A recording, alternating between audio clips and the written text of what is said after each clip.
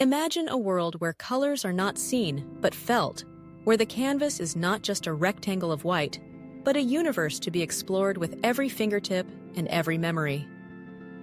This is the world of the blind painter, whose remarkable story challenges everything we think we know about art, perception, and the power of the human mind. Born into a world of darkness, the painter never saw the sunrise, the blue of the sky, or the gentle curve of a loved one's smile. Yet, from an early age, he was drawn to the textures and shapes around him. As a child, he would run his hands over the rough bark of trees, the smoothness of river stones, and the delicate petals of flowers.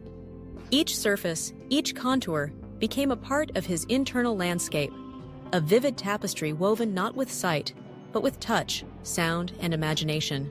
His parents, recognizing his unique curiosity, filled their home with music, poetry, and stories about the world outside.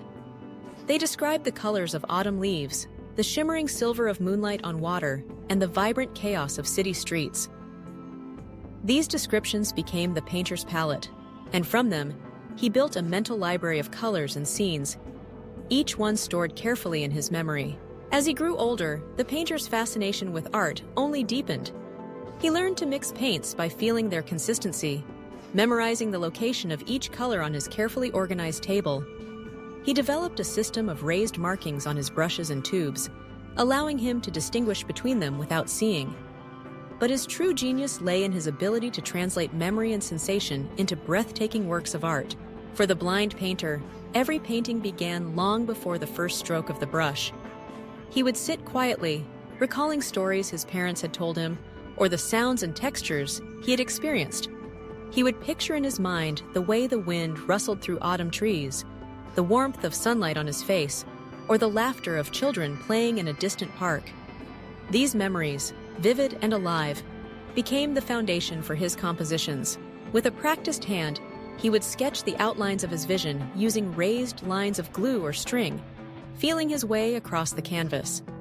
Then, with painstaking care, he would apply layer after layer of color, each chosen not by sight, but by memory and intuition. He knew that the deep, earthy red he used for autumn leaves was the same paint he had felt in the second jar from the left, and that the cool blue of the sky was always placed at the far end of his table.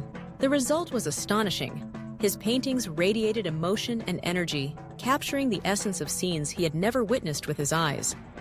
Critics and art lovers alike were captivated by the depth and sensitivity of his work. They marveled at how he could evoke the golden glow of sunset, the gentle sway of grass in the wind, or the chaotic beauty of a bustling market, all without ever having seen them. But for the blind painter, art was never about imitation. It was about connection, about translating the world as he experienced it into something others could feel. He invited viewers to step into his world, to see not just with their eyes, but with their hearts.